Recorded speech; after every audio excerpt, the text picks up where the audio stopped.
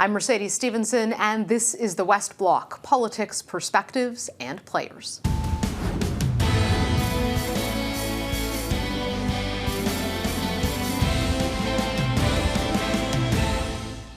For months, the Canadian military has been rocked by allegations of sexual misconduct at its highest levels. Two of the Canadian Force's former top commanders, chiefs of the defense staff, are under police investigation, and several other high-ranking officers are facing their own investigations, including the country's former head of vaccine distribution, Major General Danny Fortin. The federal government has asked former Supreme Court Justice Louise Arbour to lead an independent external review into the issue. But in the meantime, there are serious concerns over whether the military and its justice system can be trusted to investigate and hold those perpetrators accountable, as well as protecting victims. Joining me now to share their thoughts are two experts on the Canadian military and its culture, especially around sexual misconduct. MacKenzie is the Simons Chair in International Law and Human Security at Simon Fraser University, and Linna Tam-Seto is a post-doctoral fellow at the Centre for International and Defence Policy at Queen's University. Thank you both very much for joining us. You know, we've heard a lot of talk about what the military is going to do on this. We still seem to keep hearing about new investigations, new allegations that are surfacing every couple of weeks. Megan, where do you think we're at in this process right now? Well, I think that it is actually, it could be a watershed moment, and I hope it is. I think, unfortunately, what you see over the past 30 years is a number of high-profile cases. So this does feel unprecedented in many ways, although there have been other points in history not so far in the past that have also felt unprecedented. So this follows a very regular pattern where you have a high-profile series of cases, a call for an external review, a declaration of zero tolerance, and then things die down, and very little changes in between those kinds of scandals. Linna, what kind of effect does this have on the actual people who are serving in the Canadian Armed Forces? Because we're all watching it from the outside, we're reporting on it, we're analyzing it, but I know you're an expert in studying the kinds of effects that this has on people. What are our men and women in uniform going through right now? I think generally speaking, what people are feeling is that this, big sigh and, a roll of the eyes, and to say, here we go again. Like, this has been, like Megan has said, something that's been ongoing for the past 30 years. So I think the fundamental problem now that the government and the Canadian Armed Forces is facing is instilling trust in the system, something that has eroded over the past 30 years. Megan, one of the things we keep hearing is there's zero tolerance, zero tolerance. They say it in the press conferences. We're still seeing sort of these investigations unfolding. There are more women coming forward, some publicly, some to the military police. But I've talked to a lot of victims who doubt that it's actually going to be zero tolerance because they've heard it so many times. What does zero tolerance actually look like? I think that's the question we should be asking. And I think it's a question we should be asking of our senior military leaders and of the Minister for Defense. I think, I've looked over the last 30 years and I've counted 41 zero tolerance statements made either by senior members of the military or by members of the Canadian government. And so it does feel empty. It doesn't look like we have zero tolerance. So for me, I think zero tolerance would mean we have a different kind of training system where hazing and violent behavior towards fellow service members is not tolerated.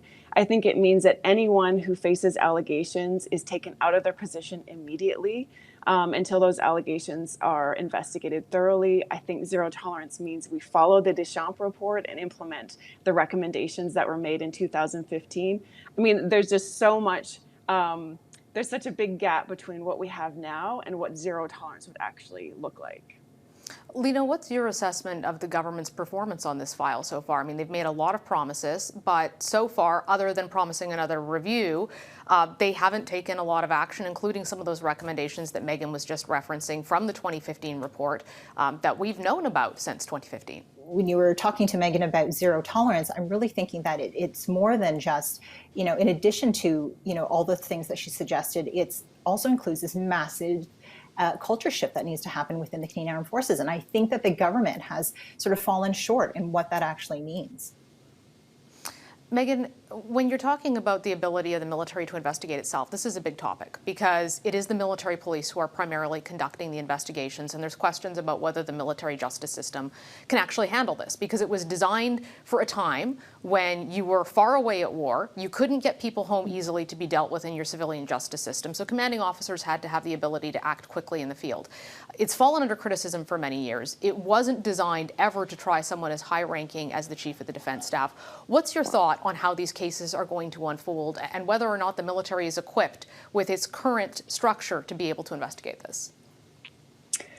Yeah, I think the military is absolutely not capable of investigating even low-level or what we would call low-level cases of sexual assault, and certainly not cases involving senior leaders. I think in addition to what you've said, the existing justice system was created in theory to hold the military to a higher standard than the civilian context. And here you have, multiple cases, evidence of a systemic problem, and then still trying to deal with it within the chain of command, within the existing system. We know that the rates for prosecution are very low within the existing system. We know that there's a problem of a culture of silence and service members protecting each other. And so when you have a systemic culture of sexualized violence, and then you expect to deal with that problem internally and also deal with cultural change internally, I think you're always going to just face roadblocks. It just doesn't work.